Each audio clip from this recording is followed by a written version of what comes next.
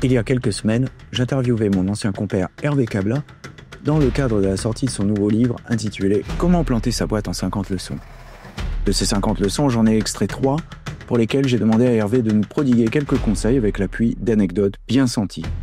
L'interview est quelque peu débridée, mais vous trouverez ci-après et bien entendu dans le livre 3 de ces conseils précieux pour les créateurs d'entreprises soucieux de ne pas planter leur boîte. Des interviews, des chiffres, des faits, des études. Pas de blabla, ce sont les podcasts de Visionary Marketing disponibles sur toutes les bonnes chaînes de balado-diffusion.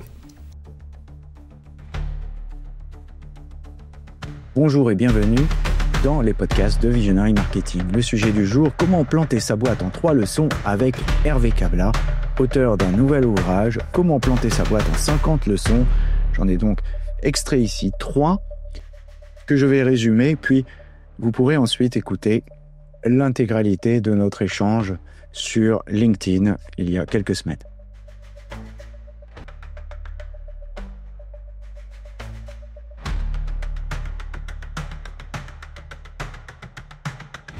Leçon numéro 1, choisir ses associés.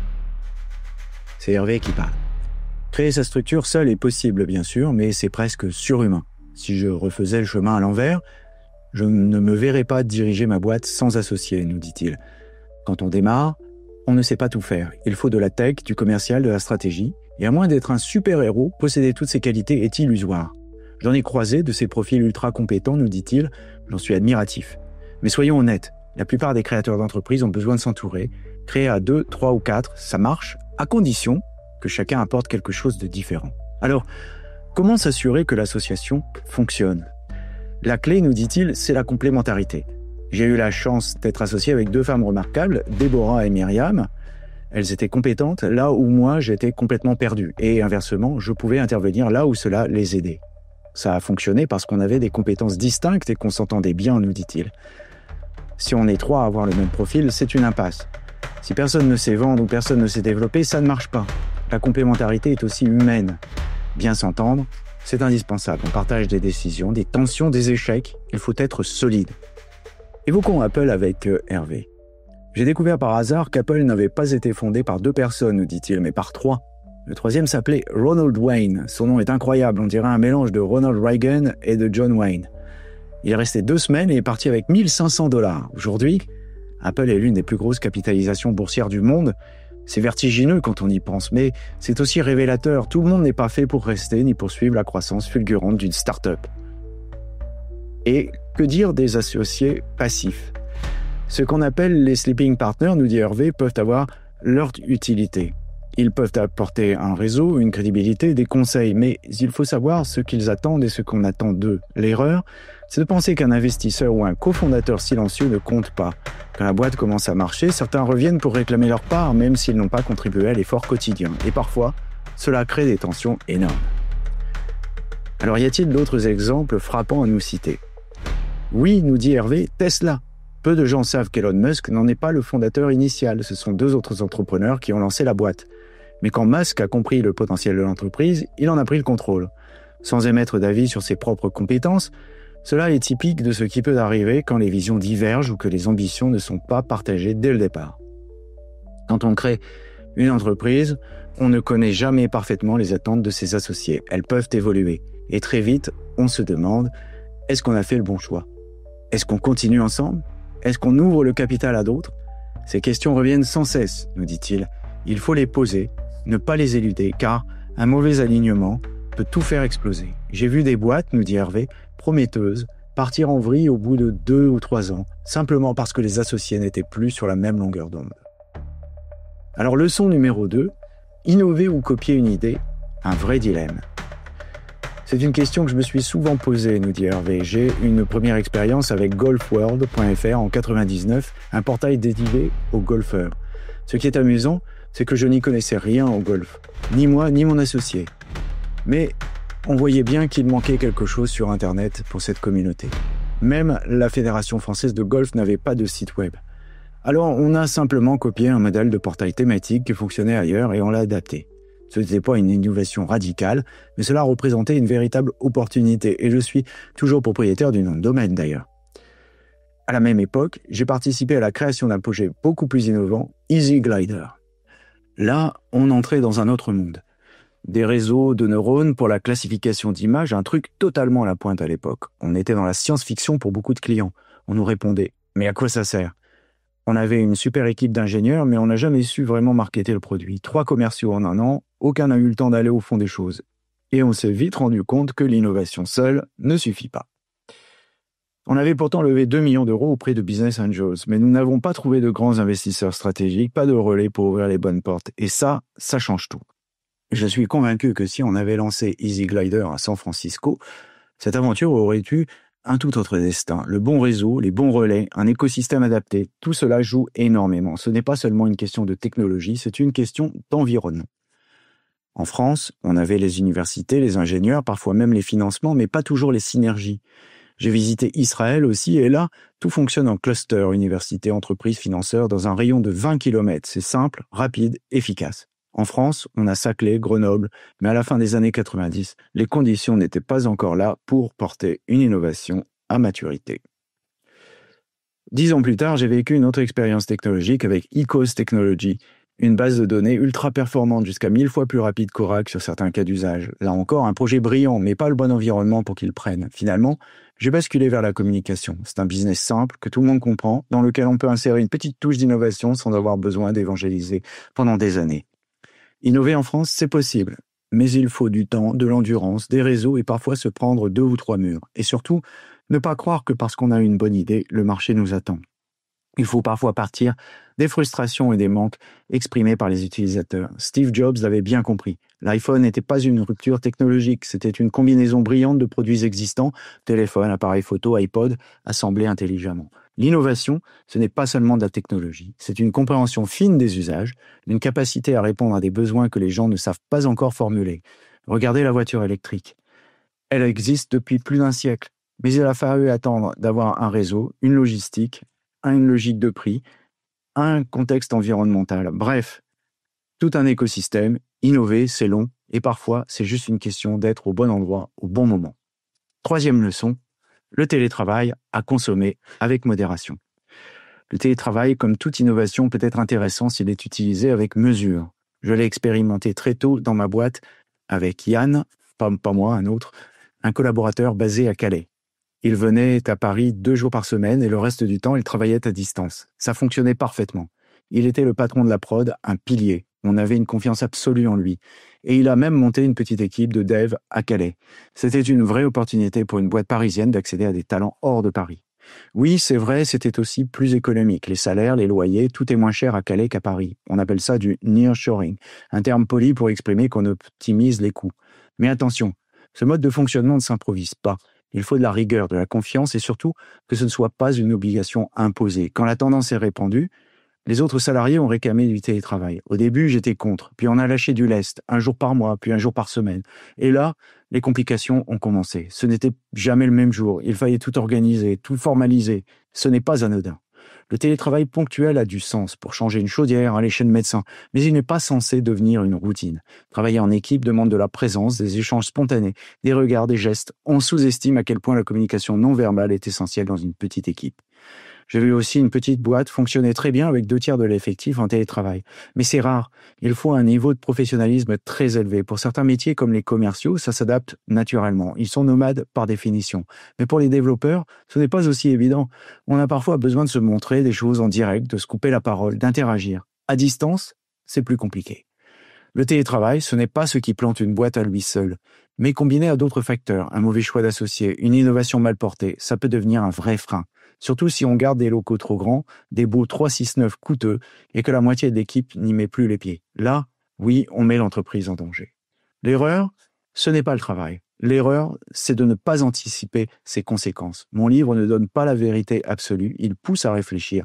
Ce qui paraît anodin peut avoir un effet domino dévastateur, d'où l'intérêt de poser les pour et les contre avant de trancher. Et il ne s'agit pas d'interdire, mais de réfléchir. Entreprendre, nous dit Hervé, n'est pas un long fleuve tranquille. Malgré tout, on expérimente et on apprend de ses erreurs. Oui, nous dit Hervé, mais on peut aussi apprendre des erreurs des autres. J'aurais aimé avoir des conseils ou un coach en amont sur certains sujets. J'ai rejoint un club de dirigeants. Certains échanges m'ont littéralement sauvé. C'est aussi pour ça que j'ai écrit ce livre. Il ne dit pas quoi faire, il alerte sur ce qui peut mal tourner, surtout pour les jeunes entrepreneurs qui n'ont pas encore vécu tout cela. Un mot sur le titre. Comment planter sa boîte en 50 leçons? C'est volontairement provocateur. Oui, nous dit Hervé. Les plus de 50 ans me demandent toujours pourquoi je n'ai pas écrit comment ne pas planter sa boîte. Les jeunes, eux, trouvent ça drôle. J'ai suivi les jeunes. Le livre est pratique, positif, même si le titre pique un peu. Il s'adresse à ceux qui se lancent, qui rêvent d'entreprendre sans toujours savoir ce que cela implique. En résumé, il s'agit d'un ouvrage pratique et utile à tous ceux qui se lancent dans l'entrepreneuriat et dont la valeur dépasse largement la provocation de son titre. Et maintenant, je vous invite à écouter l'intégralité de notre échange si vous le désirez. Eh bien, bonjour à tous et à toutes. Nous sommes live depuis même 3 minutes et nous venons encore une fois, si besoin était, de démontrer la supériorité de la bicyclette sur la voiture, parce que la voiture, c'est le meilleur moyen pour aller vite et arriver en retard, et en plus polluer la planète au passage. Mais c'est pas grave parce que de toute façon, vous allez crever, donc comme vous allez crever, autant crever plus vite et en respirant du gasoil. D'ailleurs, hier, j'étais en vélo sur les hauteurs de Saint-Cloud. On surplombait tout Paris, c'était très beau d'ailleurs. J'ai traversé le bois depuis Marne-la-Coquette, là, en revenant de Saint-Germain-en-Laye. Et je pose mon vélo sur le bastingage et je me suis retrouvé dans un nuage de particules terribles, quoi. Enfin, j'ai cru que j'allais mourir. Voilà, bon, tout ça parce qu'il y a des pingouins qui vont se promener dans le parc de Saint-Cloud en voiture. Bon, voilà, c'était la minute écologique. Ça ne sert à rien, ça ne changera rien, ça continuera comme avant, mais au moins, je me suis soulagé. Allez, voilà, donc on démarre très fort. On démarre très fort avec mon ami Hervé, que je ne présente plus, mais vous connaissez tous. Je vais aussi brancher les commentaires, si j'y arrive, pour voir ce que vous nous dites. N'hésitez pas à poser vos questions. Ici, c'est une sorte de podcast arrangé sur StreamYard. On a fait ça un petit peu à la dernière minute, d'ailleurs. C'est pas super bien fait, mais enfin, bon, c'est pas grave. Le but étant de revoir ton bouquin. Alors, t'as pas pris. Tu l'as pris, le bouquin. Il a pris son bouquin. Alors, il est resté dans la voiture. Donc, le temps qu'il aille payer le PV et qu'il revienne, voilà. Et voilà le bouquin. Alors, il y a la séquence habituelle, la séquence habituelle. Voilà, non, si, je rigole pas, vas-y. Là, il faut comme ça, voilà. Là, ça me permet après de faire un montage de folie sur Première, voilà. Comment planter sa boîte en 50 leçons. C'est un programme. Alors, j'ai expérimenté quelques-unes. Ouais, je pense qu'on en a tous expérimenté quelques-unes. Et j'ai effectivement, j'ai participé aussi. Donc, il n'y a pas de problème. Tu n'es pas seul sur Terre. Donc, juste, je me débarrasse des appels intempestifs. Alors, le bouquin est bien écrit. Ça, c'est pas une nouveauté. On en a écrit tellement ensemble. Donc, je me suis régalé. Très bien écrit et pas cher en plus. Et combien il vaut ce bouquin? C'est 18,80 €. Ah, 18 €. C'est donné. Et en plus, il y a un joli visuel assez sanglant sur la page de garde. Donc, j'ai sélectionné, il y a 50 leçons, moi j'en ai sélectionné que 3, parce qu'ici, on peut pas tout parler de tout. On fera un autre webinaire sur les 47. On pourra faire un autre webinaire sur les autres 47, mais ça risque de durer toute la nuit, quoi. C'est ça le problème. Si celui-ci a du succès. Bon, ok. Alors, j'espère que tu ne viendras pas en voiture, sinon ça durera un mois. Alors, à la page 17, j'ai pris la première de ces leçons qui m'a parlé. J'ai fait un peu la même bourde. Enfin, j'ai fait la même bourde, on va y revenir. C'est pas tout à fait vrai. Avec du recul, je me demande si c'était une bourde. Choisir ses associés. Ouais. Alors ça revient souvent. D'ailleurs, on avait fait une interview avec Stéphane de Gonde il y a 10 ans au moins, au moment où je démarrais ma boîte d'ailleurs. Et il me disait exactement la même chose qu'il fallait. Alors lui, il recommandait même carrément de ne pas prendre d'associés. Qu'est-ce que tu en penses? Alors, pas prendre d'associés, c'est un truc surhumain. C'est-à-dire que si je fais le chemin en sens inverse et je m'imagine les 13 ans de ma boîte tout seul, Ouais. j'aurais jamais réussi de la même manière. Pour moi, il est nécessaire de partir avec des associés. Ouais. C'est une nécessité parce que, à moins d'être, je dis, un super-héros qui sait tout faire, qui sait tout piloter, j'en connais quelques-uns, hein, j'en ai vu. Je suis toujours sur le cul quand je les croise. Mais le commun des mortels, quand il crée sa boîte, il ne sait pas forcément tout faire. Bon, de toute façon, des entrepreneurs qui réussissent, il y en a 1 sur 1000. Donc c'est le surhumain. C'est le surhumain. Donc c'est vraiment des surhumains. Alors, il y en a qui réussissent à plusieurs. Hein. Il y a de très belles boîtes qui réussissent à 2, 3, 4 associés. Ça marche bien. Le vrai sujet, c'est que quand on monte sa boîte, on a une idée.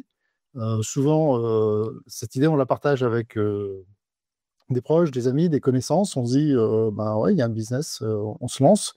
Et puis, on ne sait pas exactement comment réagit la personne avec qui on se lance au quotidien. On la connaît dans un autre contexte.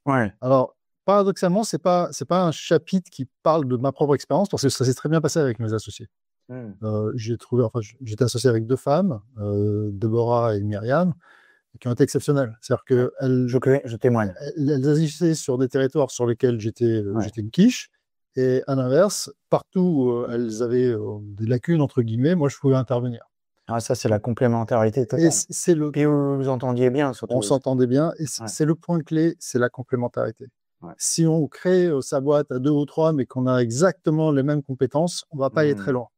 Si on est très fort en techno et qu'il n'y en a pas un seul qui sait peindre, c'est mort. Bon, ok, comme on s'entend bien et qu'on n'a pas les mêmes compétences, il faudra peut-être qu'on crée une boîte ensemble. Alors, rappel de quelques exemples célèbres dans ton bouquin. Il y a celui d'Apple. Alors, il m'a laissé sur le derrière parce que je l'ai fait tout fier parce que je connaissais Wozniak. D'ailleurs, j'ai même un iPod qui est signé de Wozniak et que tout le monde se demande qui est Wozniak. Alors, donc, déjà, je faisais l'intéressant. Et puis là, tu m'apprends qu'il y en a un 3e. Alors là, je ne savais pas. Je l'ai appris tout seul, en fait, parce que je cherchais moi-même les origines d'Apple, comment ça a démarré, comment ils se sont séparés, etc. Et puis, j'ai découvert le 3e larron. Alors, le 3e larron, il a un nom, ça ne s'invente pas, il s'appelle Ronald Wayne, comme Ronald Reagan. C'est pas Ronald McDonald, c'est déjà ça. Voilà, il faisait partie de l'équipe qui a créé Apple, et ça a duré 2 semaines, quelque chose comme ça. Enfin, il est parti avec quelques... $1 500. $1 voilà. Et encore parce qu'il a négocié. Exactement. Une histoire qui aujourd'hui est la 2e ou 3e capitalisation boursière. Donc, un visionnaire, quoi. Un visionnaire.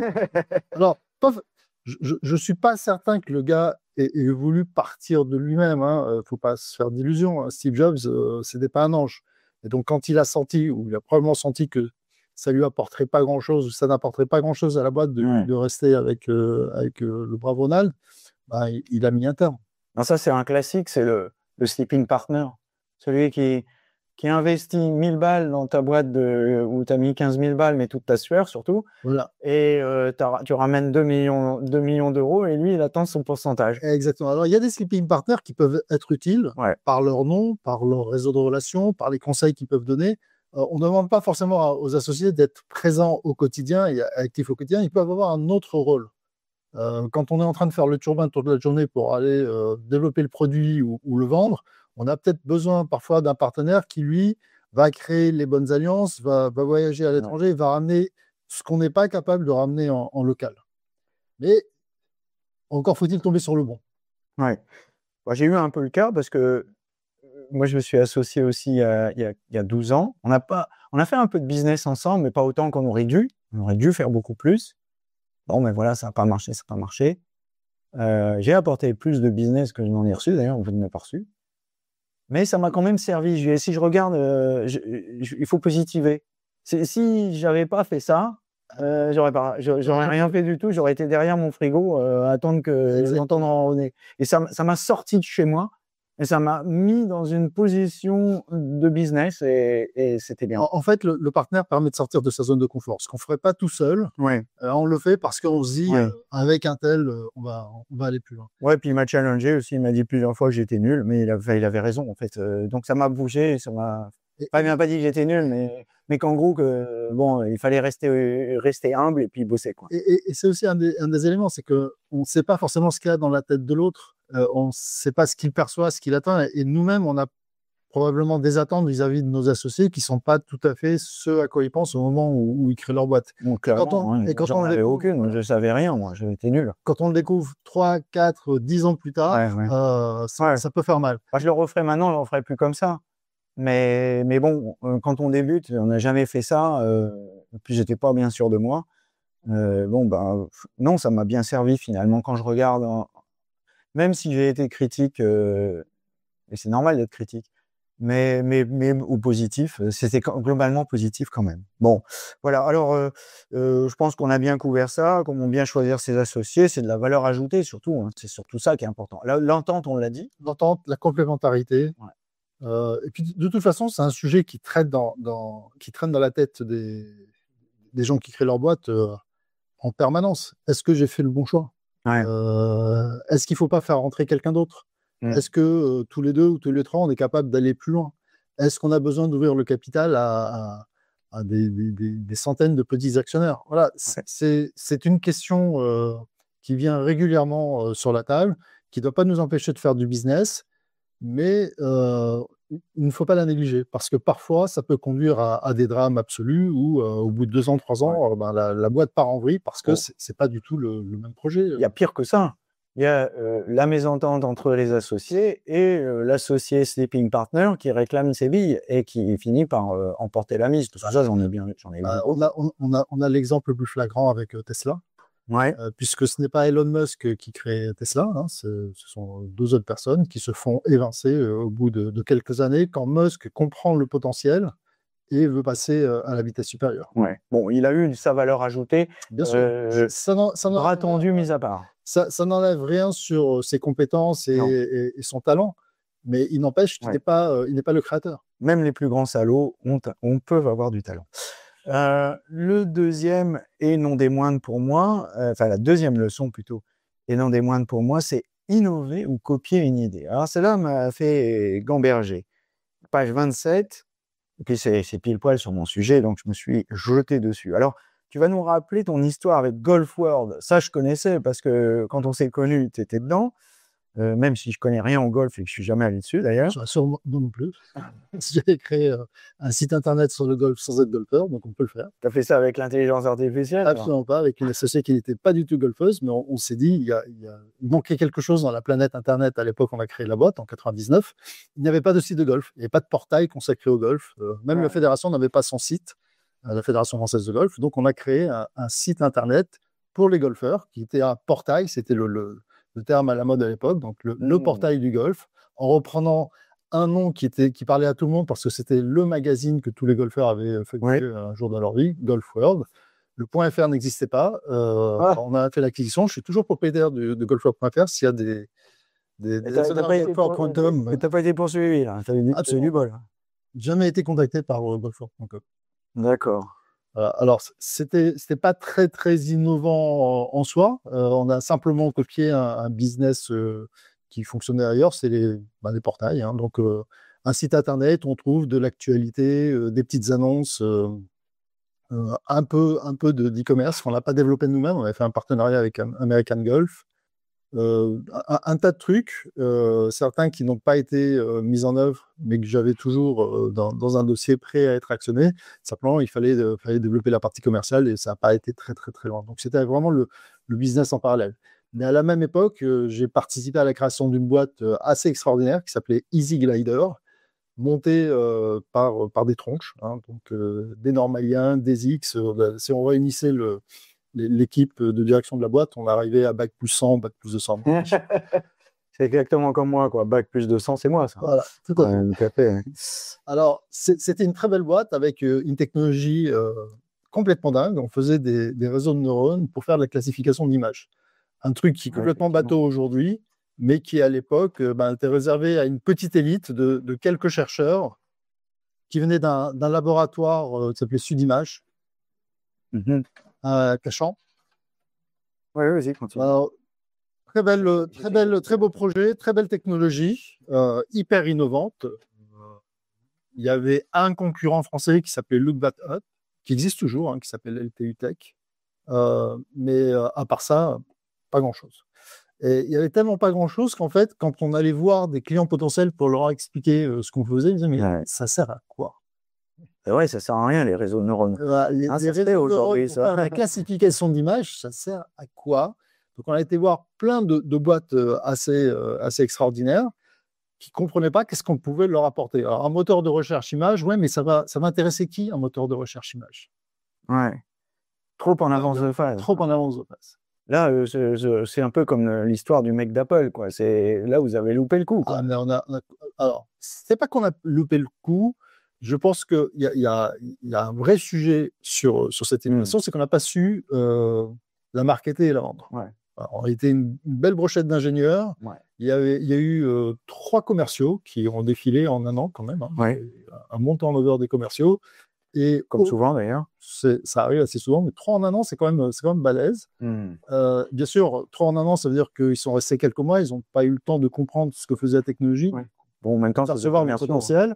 Il y en avait quand même un qui venait d'un univers hyper technologique. Il y en a 2 qui venaient d'univers plus média, mais un qui venait de la tech et qui avait très bien compris ce que ça pourrait apporter pour certains types de boîtes. Malheureusement, il n'a pas eu le temps de creuser. Et donc, moi, ça m'a beaucoup fait réfléchir parce que je me suis retrouvé une vingtaine d'années plus tard dans une situation un peu similaire au démarrage de l'agence, même pas 20 ans, une dizaine d'années plus tard. J'ai une techno qui sort du commun. Est-ce que ça m'assure le succès? Ben, pas forcément. Je pense que c'est très dur d'expliquer l'innovation à des gens qui n'en ont pas besoin. Ouais. Ma petite plaisanterie sur les commerciaux, c'était du 2e degré, hein, parce que je suis un commercial. Donc, moi, je l'apprends au 1er degré, voilà. Très dur. Mais il y a un chapitre sur les commerciaux. Bon, après, il y a les bons et les mauvais. Et puis, il y a ceux qui comprennent et ceux qui ne comprennent pas. C'est aussi vendre de la tech, c'est pas comme vendre des saucisses non plus. Hein. Contrairement à ce qu'on pourrait croire, ça demande aussi un peu d'expertise, même souvent beaucoup d'expertise, qui n'est pas forcément la même que celle de l'ingénieur, mais quand même un certain niveau de compréhension qui est indéniable. Alors moi, j'ai une question quand même, est-ce que c'est une avance de phase ou c'est une question de financement? Si tu avais été financé par Peter Thiel, peut-être que tu aurais... Ça avait été super bien financé, puisqu'on avait levé 2 millions d'euros à l'époque. Oui, mais auprès de qui? Auprès on va dire, de business angels au démarrage. D'accord, mais des gens qui étaient spécialisés dans la tech ou des gens qui n'y connaissaient que Quick? Alors, il y en avait 2 qui venaient de la tech, dont un qui venait de chez Orange, Orange Amérique du Nord, mais ça n'a pas donné grand-chose. En fait, on n'avait pas d'actionnaires qui étaient capables d'ouvrir des portes. Et c'est absolument pas l'innovation de la côte ouest. Voilà, et ce qui amène ma question suivante, c'est si Easy Glider était né à San Francisco, est-ce que ça aurait marché? C'était une autre histoire. C'est clair que ça aurait été une autre histoire. D'accord. Donc en fait, c'est pas forcément seulement que vous étiez en avance de phase, c'est que vous étiez surtout au mauvais endroit. Ouais, mais la planète. Désolé pour les souverainistes. La planète est ainsi faite qu'il n'y a pas de la place pour tout le monde sur la côte ouest. Et donc, on est en France, une technologie française. Tout le monde n'a pas envie de déménager, puis on se dit, il y a peut-être un marché en France, mais c'est très dur en fait d'avoir ce type d'innovation avec le réseau d'investisseurs, le réseau de commerciaux, de partenaires, etc. à la française. C'est ça, à chaque fois qu'on a fait des voyages à Silicon Valley, on revenait toujours à la même chose. C'est pas que la technologie est extraordinaire, c'est pas que les gens étaient extraordinaires, c'est qu'il y avait un réseau de folie avec des gens et surtout beaucoup de financement dû aussi tout bêtement à leur mode de financement de retraite. Hein. Désolé, ça va déranger les gens, mais bon, il y a de l'argent. C'est un très bon point. En fait, j'ai fait pas mal de voyages en Israël, et notamment en 2013, j'étais visiter des acteurs de la tech israélienne. Nous, notre force, c'est qu'on raisonne en cluster. Sur l'étendue du pays, il y a grosso modo 3 clusters, Jérusalem, Tel Aviv et Haïfa. Et c'est quoi un cluster? C'est une zone, typiquement, c'est un disque d'un rayon d'à peu près 20 km qui permet de joindre n'importe quel point dans la journée. Et on y trouve 3 types d'acteurs. On y trouve des universités. D'accord. On y trouve des boîtes, des entreprises, et on y trouve des financeurs. Alors, si on prend... Parce qu'on a ça aussi en France. On a ça à Grenoble, on a ça à Saclay. Ouais, on a l'université. Aujourd'hui, on a les entreprises. Fin des années 90. En plus de financement, quoi. Fin des années 90, on avait la tech, on avait l'université, des gens qui étaient prêts à financer la tech de manière intelligente. Hein. C'est pas juste je mets un ticket puis je reviens dans 10 ans. Non, il n'y avait pas. Alors, ça a changé, ça a beaucoup évolué, c'est clair.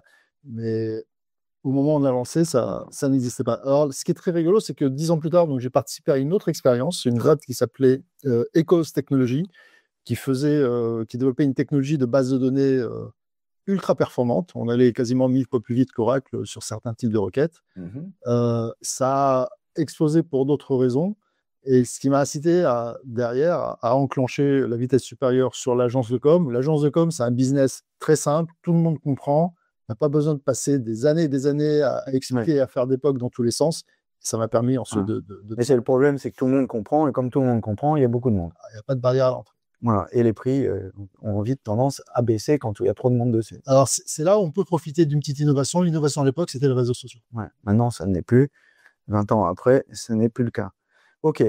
Bon, alors, quand même, pour rassurer tout le monde, c'est possible d'innover dans la tech en France. Bien sûr. Mais c'est un petit peu plus dur.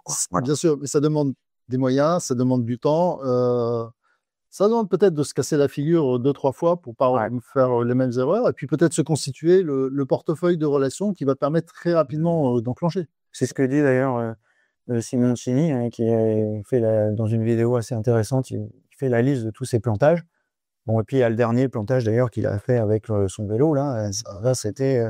Un vélo, c'est pas toujours ça. Hein. Ouais, enfin, c'est plus un vélo moteur qu'un vélo. Hein, mais bon, tu me diras, j'ai cassé le mien. Moi, mon vélo en titane a cassé, mais bon, c'est des choses qui arrivent. Hein, au bout de 8000 km quand même. Bon, alors dans le bouquin, tu dis il faut répondre à des besoins précis. Mais alors moi, j'ai une question. Quand on est dans l'innovation, comment peut-on répondre à des besoins précis? Parce que par définition, on adresse à un besoin qui n'existe pas, en fait, puisque les gens ne savent pas ce que c'est. Et ne faut-il pas, au contraire, partir des mécontentements? Ce que Chris Eve et Desmarais appelaient le marketing créatique. C'est pas très joli, mais on comprenait bien. Il partait des réclamations. Ouais, je suis pas content parce qu'il y a un manque. Et là, j'apporte une réponse. On va prendre un exemple là aussi un peu illustre, l'iPhone. Ouais. Moi, je me souviens de la conférence où il dit, il montre son téléphone, il dit, voilà, c'est pas une innovation. C'est pas une innovation. Ça existait depuis. C'est une industrialisation, c'est pas pareil. C'est une industrialisation. Mais je me souviens très bien qu'avant l'iPhone, je me baladais avec un téléphone dans la poche, un appareil photo de poche dans l'autre poche pour pouvoir prendre des photos un peu sympas quand je me balade dans la rue. Et alors lui, il a une idée complètement dingue, c'est de mélanger le téléphone et l'appareil photo, enfin un appareil photo de qualité, pas un truc qui fait juste de la vidéoconférence de très mauvaise qualité. Il n'y a pas d'innovation, si ce n'est le facteur forme. Mais dans l'ensemble, les produits existaient eux-mêmes. Ah oui, il y a l'innovation sur l'écran tactile, éventuellement, mais enfin, on commence à le voir sur d'autres types de produits. C'est une innovation d'assemblage. C'est l'assemblage. Et puis, c'est une innovation sur le business model qui s'ensuit derrière, sur l'absence. En fait, ce n'est pas une innovation de rupture. Et puis, non. Puis, il est parti surtout du succès de l'iPod, qui était extraordinaire. Même moi, qui à l'époque était très anti-Apple, j'avais acheté un iPod et j'étais amoureux de mon iPod. C'était extraordinaire. Bien évidemment. Et le système des apps, d'ailleurs, a été inventé déjà là. En fait, le vrai sujet de l'innovation, c'est qu'il faut du temps. Il faut du temps pour que les gens comprennent que ça s'installe, que ça remplace d'autres produits. On prend la voiture électrique. La voiture électrique, elle a plus d'un siècle. La voiture électrique, 1899, la jamais contente, les 100 km/h à Saint-Germain. Extraordinaire, mais il n'y avait pas de câble assez long. Aujourd'hui, on a des véhicules électriques donc, qui peuvent faire quelques centaines de kilomètres. Mais est-ce qu'on a le réseau de recharge? Est-ce qu'on a la logique de prix qui va bien? Est-ce qu'on a le modèle économique? Est-ce qu'on a envie de racheter, surtout? Est-ce qu'on a envie de lâcher? Est-ce que d'un point de vue environnemental, c'est si intéressant pour la survie de l'espèce? Et puis, c'est toujours une voiture dans laquelle on met toujours un bonhomme qui crée des embouteillages et on revient au problème précédent. Il vaut mieux prendre le vélo. Et le train, surtout. Et le train, pour aller plus loin. Électrique, of course, le train. Bon, alors, le troisième point, c'est le télétravail. Alors, le télétravail, alors ça, c'était le truc qui était super à la mode il y a 3 ans, là, et puis maintenant, ça sent le pâté, le télétravail. Alors, le truc, c'est comme tout, en fait. Il y a des innovations, il y a des modes de travail, il y a des choses hyper intéressantes quand on les utilise de manière raisonnable et de manière mesurée. Ouais. Lorsqu'on transforme ces outils ou ces moyens en droit ou en requête permanente, ça change complètement la donne. Et moi, ça ça m'amène à réfléchir. Le télétravail, j'ai été confronté à ce sujet dès la création de l'entreprise ou dans les mois qui ont suivi, parce que j'ai recruté un salarié, un mec extraordinaire, Yann Fesch, que tu as croisé, qui habitait Calais. Et il était hors de question pour lui de déménager à Paris. Et ben, on s'est mis d'accord. Il venait 2 jours par semaine, le lundi, mardi en général. Et puis ensuite, le reste du temps, il travaillait à Calais. Et ça fonctionnait. Non seulement ça fonctionnait, mais pour moi, c'était le numéro 3 de la boîte. Et sans lui, la boîte ne tenait pas. Pourquoi ? Parce que c'était le patron de la prod. Il n'y avait pas un projet qui passait pas par ses mains. Il supervisait quasiment tout. On avait une confiance absolue dans Yann. Et lui, gérait son truc à distance comme un chef. Enfin, c'était extraordinaire. Et il faisait du télétravail à raison de 2 jours par semaine. C'était pas un droit, c'était pas une requête imposée, c'est juste le mode opératoire. Ça fonctionnait. Ça fonctionnait. Ça fonctionnait si bien qu'il a créé, au final, une petite agence à Calais, qui était notre équipe de dev en interne. Et donc, il pilotait une petite équipe de base à Calais qui venait de temps en temps sur Paris. On ne les croisait pas tout le temps, les Calaisiens, à part Yann. Ce cadre-là, moi, je trouve, c'est magnifique. Parce que ça permet à une boîte parisienne de s'appuyer sur des talents qui ne sont pas parisiens de manière intelligente. Puis il coûte moins cher. Ça coûte moins cher, c'est vrai. Ça coûte moins cher. Chez Capgemini, ils appellent ça du nearshoring. Oui, tout à fait. Mais il faut le reconnaître, ce n'est pas les mêmes salaires, ce n'est pas les mêmes loyers. Un loyer à Calais, ce n'est pas un loyer à Paris. Alors, certes, il y a le coût du transport, il y a le coût de l'hébergement, et il était en nuit d'hôtel à chaque fois. Mais enfin, ça passait. Même les loyers pas chers à Calais sur la plage, mais bon, c'est moins bien. Il y a même un très bon vendeur de sandwich tunisien que j'ai expérimenté lorsque je suis allé en visite. Alors, le vrai problème s'est posé lorsque la mode du télétravail est arrivée un petit peu par contagion, où les salariés parisiens se disaient « Nous aussi, on aimerait bien, ça marche avec Yann, nous aussi, on aimerait bien ». Donc, ça a été une négociation. Moi, j'étais assez opposé au début, puis on a lâché un peu de lest et on a autorisé le 1 jour de télétravail par mois. On veut dire, mais c'est un tyran, ce gars. 1 jour par mois, bah ouais, c'était avant la crise Covid. Moi, je ne voyais pas pourquoi chaque salarié passerait 1 jour par semaine à la maison ou 2 jours par semaine. Il n'y a pas de raison. On crée une boîte pour créer une équipe. Et créer une équipe quand on ne se voit pas, c'est quand même beaucoup plus compliqué. Et puis, petit à petit, les habitudes rentrant, il y a eu des exigences. Et puis, certains ont demandé 1 jour par semaine. Et puis, comme on était une agence de com, on était cool. Et la valeur essentielle, c'était le bonheur au travail. On a lâché sur 1 jour par semaine. Mais c'est hyper compliqué, 1 jour par semaine. Vous ne vous rendez pas compte ce que c'est 1 jour par semaine, parce que ce n'est pas toujours le même jour. Donc, il faut être sur des conventions. Dans des grosses boîtes, il faut passer par des conventions avec les syndicats pour fixer les modalités. Est-ce que c'est n'importe quel jour ? Est-ce que c'est le lundi ? Est-ce que c'est le vendredi ? Et puis, il faut mettre les points sur les i. Le télétravail, de manière ponctuelle, c'est intéressant. Ça permet à un salarié, effectivement, si jamais on doit changer la chaudière, d'être présent. On ne change pas la chaudière toutes les semaines. Non. Et les rendez-vous chez le médecin, ce n'est pas toutes les 2 semaines. Sinon, c'est qu'il y a un vrai souci de santé. Ça permet aussi de se concentrer un peu mieux. Alors, sur certains métiers, oui, mais quand on doit travailler en équipe, là, c'est différent. Là, c'est différent. Et moi, je considère que ponctuellement, il ne faut pas être fermé au télétravail. Ça peut être intéressant. Mais quand on en fait une institution, c'est là où ça devient un problème.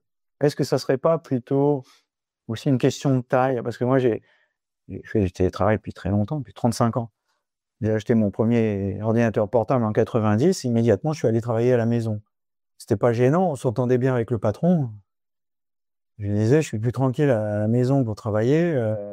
Sur cette présentation-là, si tu veux me joindre, tu m'appelles. Je lui donnais mon numéro de téléphone, mais ça marchait très bien. Et il savait que j'allais pas glandouiller parce que j'étais passionné par mon travail. Mais ça s'entend dans une grosse boîte parce que la limite, c'est pas très très grave. Mais dans une petite boîte, c'est plus dur. Et quand j'ai créé la petite boîte, en fait, j'ai senti... Alors effectivement, il y a des profils. Il y avait quelques profils qui étaient très, très mûrs. Pareil, on s'est très investis dans leur travail. On dit, bon, je vais finir cet article-là chez moi. Bah oui, vas-y, pas de problème. Mais il y en avait d'autres, on savait qu'ils n'allaient pas réussir à se concentrer, qu'ils allaient faire n'importe quoi. Alors, paradoxalement, je viens de sortir d'une mission d'1 an au sein d'une toute petite boîte, dont 2/3 des effectifs sont télétravail. Ah ouais. Voilà. Et ça l'a planté? Ça l'a pas planté. C'est une boîte qui marche à merveille, qui tourne très bien. Ben, l'équipe de dev, il y en a un qui habite en Lorraine, l'autre dans le sud de la France.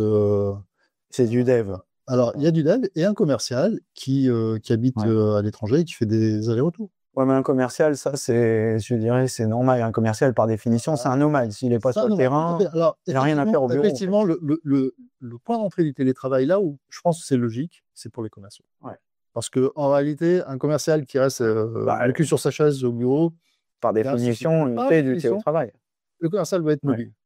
L'équipe de dev, c'est plus compliqué. Ouais. C'est vraiment plus compliqué parce que de temps en temps, on a besoin d'interagir et il y a des messages qui passent dans le regard, dans l'interaction, dans la posture, dans les gestes, le fait de pouvoir interrompre quelqu'un 3 fois dans la journée, non pas par un coup de fil ou par un Teams ou par un WhatsApp, mais en faisant un petit coucou dans son bureau, en lui montrant ce qu'on veut lui montrer, c'est quand même beaucoup plus simple. Beaucoup, beaucoup plus simple. Donc, il faut un niveau de professionnalisme quand on gère une petite équipe en télétravail qui n'est pas le lot commun de toutes les entreprises. Bon, ok, je comprends, il y a du pour, il y a du contre, il faut pas abuser des bonnes choses, mais ça reste quand même une bonne chose dans certains cas.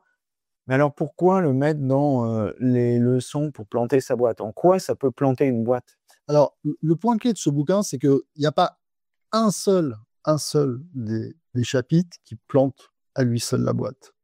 C'est la combinaison. Okay. C'est quand on passe sur chacun de ces sujets en même temps, qu'on combine un mauvais choix d'associé, et puis on part sur une innovation, mais tout seul à porter l'innovation, et puis tout le reste en télétravail, on part quand même avec quelques boulets, quoi. C'est quand même beaucoup plus difficile. D'accord, mais quels sont ceux, dans les 50, qui sont rédhibitoires? Le télétravail, c'est pas rédhibitoire. Mais par contre, se planter d'associés, ça l'est. Alors, ça peut paraître pas rédhibitoire, sauf que quand on se retrouve avec, je sais pas moi, la moitié de la boîte en télétravail en permanence avec des locaux qui coûtent très cher, bon, il faut tout de suite changer. Il faut réduire la voilure. Ouais. Et puis, si on ne le fait pas à temps et qu'on repart sur un bail 369, donc on a de nouvelles dépenses. Et si jamais il y a un coup dur qui tombe à ce moment-là, on met en danger l'entreprise. Alors, pour des grands groupes, non. Pour des petites, ça peut être très, très... Mais est-ce que l'erreur, justement, c'est le télétravail ou est-ce que l'erreur, c'est d'avoir pris des locaux trop grands? L'erreur, c'est de ne pas penser a priori, avant de prendre la décision, aux conséquences des actes, des décisions qu'on va prendre. Et donc, tout le sens de ce livre, c'est dire, ça vous paraît normal le télétravail, ou ça vous paraît normal de vous associer avec des gens qui ont exactement le même profil que vous, mais en fait, c'est pas vrai. Réfléchissez-y à 2 fois, dressez les arguments pour, les arguments contre, et comprenez dans quelle situation ça peut vous mettre dans 2 ans, dans 3 ans. La vie n'est pas un long fleuve tranquille. En réalité. On est à la fin de cette interview. Je me pose une question. Oui, il y a 50 leçons. Il faut bien suivre les leçons, mais est-ce que finalement... Il ne faut pas suivre les leçons. Oui, justement, est-ce que finalement, on ne fait pas les choses d'instinct et que même si je te donne un conseil et je te dis, fais pas n'importe quoi avec les associés, est-ce qu'on n'a pas cette tendance naturelle à tester des choses sur le terrain et à se planter et à apprendre de ses erreurs? Je ne sais pas. Je ne suis pas dans la tête d'un Simoncini, par exemple, qui a eu quand même quelques succès. Je ne suis pas dans la tête d'un Daniel. Moi, je regarde ma propre expérience et je me dis que sur certains sujets, si j'avais eu un coach ou des gens qui auraient pu me prévenir à l'avance, je n'aurais pas pris tout à fait la même décision. Alors, j'ai eu des coachs, j'ai eu pas mal de... Pas des coachs, mais je suis rentré dans un club de chefs d'entreprise où j'ai pu avoir des échanges sur certaines de mes préoccupations, pas toutes, et pas toujours au bon moment. Et je considère les conseils que j'ai reçus à cette époque-là, dans certains cas, comme des conseils qui ont été essentiels, qui vont sauver la mise. D'accord. Et ok. Donc, voilà, avec ce livre dont on va remontrer la couverture, Comment planter sa boîte en 50 leçons, qui est d'ailleurs, le titre est un petit peu polémique, hein, mais c'est un bouquin plus pratique et plus positif. Ouais, alors, le titre, il m'a permis de faire une segmentation du monde en deux, les moins de 50 et les plus de 50. Donc, tous les plus de 50 m'ont dit comment ne pas planter sa boîte, alors que tous les jeunes m'ont dit c'est comment planter sa boîte. Donc, j'ai suivi le mouvement des jeunes parce que c'est un bouquin qui s'adresse essentiellement aux jeunes entrepreneurs qui n'ont pas d'expérience. Ok. Bon. Eh bien, très bien. On souhaite le bonjour à Frédéric Canvet qui vient de nous rejoindre, un peu tard malheureusement, mais il pourra regarder le replay. Comment planter sa boîte en 50 leçons, on le trouve sur Amazon exclusivement. Sur Amazon exclusivement. Voilà. On ne trouve pas à la Fnac? Non, hélas. Ouais. Encore. Bon. De toute façon, ils sont pas spécialistes pour référencer les bouquins, hein, comme on l'a déjà vu plusieurs fois, malheureusement. Donc, tant pis pour eux. Bah, écoutez, bonne lecture. Je conseille ce livre, pas seulement parce que Hervé est un ami, mais parce que c'est un livre utile. Et puis, créer des entreprises, bah, c'est enthousiasmant, mais parfois c'est un peu difficile. Alors, il faut pas hésiter à se renseigner. Je vois beaucoup d'apprentis entrepreneurs. J'en ai vu surtout beaucoup à un moment donné qui venaient me voir et qui me disaient, voilà, je cherche des missions, je cherche des clients. Et en même temps, si tu entends parler d'un job, voilà, donc ça, déjà... Alors, chapitre 3 voilà. Auquel je ne sais plus, c'est choisir son mode de vie. Est-ce qu'on est à fond dans sa boîte? Est-ce qu'on a un pied de chaque côté? On entend tellement de choses qui sont de contes de fées, en fait, sur l'entrepreneuriat. Tout le monde veut créer sa boîte, mais très peu savent l'implication. Et ça demande beaucoup de choses, d'avoir une vie personnelle aussi très, très calme, très rangée, ou d'avoir résolu tous ces problèmes. Si vous traînez des casseroles, des emprunts à rembourser et vous n'y arrivez pas, bon, c'est pas la peine de vous lancer et de prendre des emprunts ailleurs pour avoir encore plus de dettes, ça va pas le faire. Voilà, donc, ou alors, bon, il y a des gens aussi qui aiment danser sur des cordes raides, mais c'est quand même plus difficile. C'est un talent. Voilà, donc il y a 50 leçons ici, je vous les conseille vraiment. Et bien, à bientôt pour une prochaine édition. Merci Hervé. Merci Yann. Surtout, n'oubliez pas de mettre une bonne note à ce podcast si vous l'avez apprécié.